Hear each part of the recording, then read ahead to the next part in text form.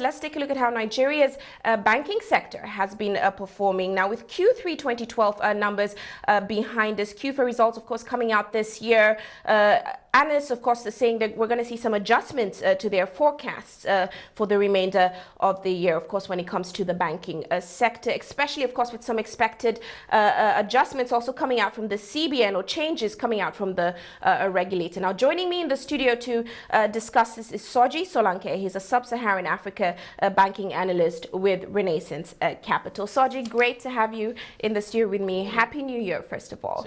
Let's talk about the banking sector. Looking at Q3 2012 numbers, what are your thoughts? Are we going to see some major adjustments when we're looking at your full year forecasts? We actually already upgraded our forecast for the banks in November. So necessary adjustments for 9 months 12, we've done that already. So if anything at all, we are actually waiting for the next set of earnings releases, which would be end of March till early May. You know, that would include FY12 and first quarter 2013 results. Right. And when we look at, some of the features, such as loan growth, what do you expect? Do we expect to see lending slow in Q4 numbers, especially with developments in the power sector? You know, we do know that we're going through a lot of changes and reforms in the power sector. And of course, some of those companies will be looking for loans from the banks. What's your take? Okay, our view on the power sector is more of a wait and see approach. So we don't expect any massive shifts in Q4 in terms of how the banks had extended credit up until 9 months 12.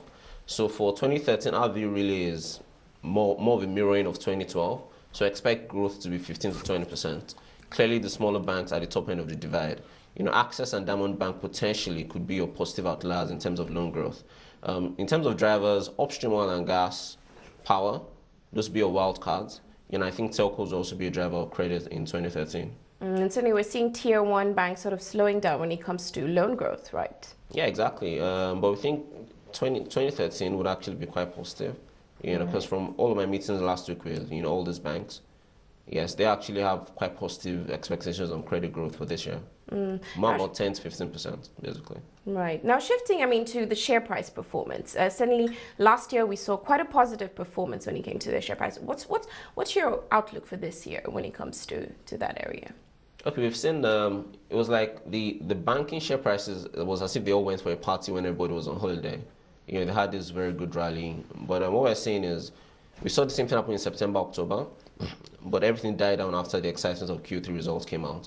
Our view now really is these share prices have, to an extent, overshot. So we are not making any changes to our forecast. You know, our forecasts are ratings at this point in time. Right. We think nothing fundamental has changed.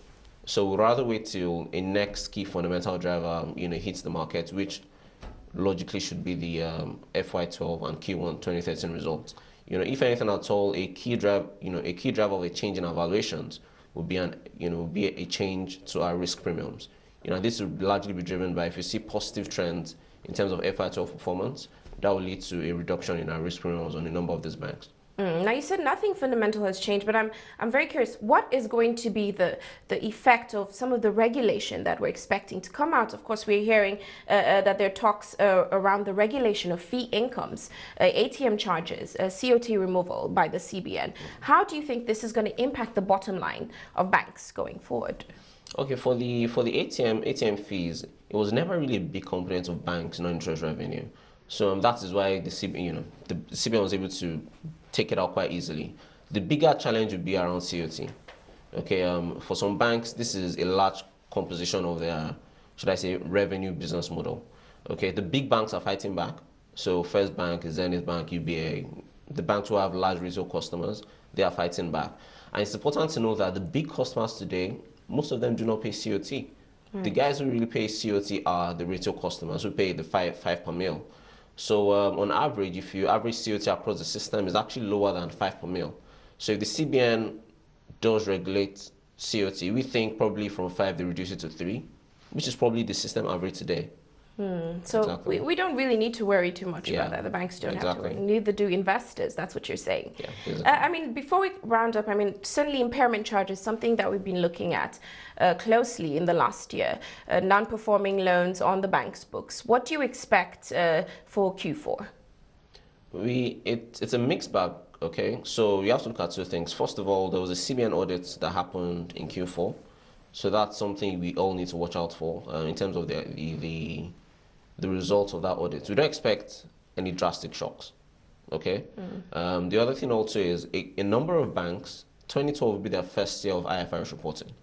So in as much as we had seen numbers up until 9 months 2012, if you remember GTB and Access, their results were delayed because of IFRS auditing. So for a number of, especially the smaller banks, we're likely to see significant adjustments to their IFRS results relative to what they're reporting as a 9 months 12. That could be positive. Right. So it's neither here nor there. So we're not expecting any material shocks basically.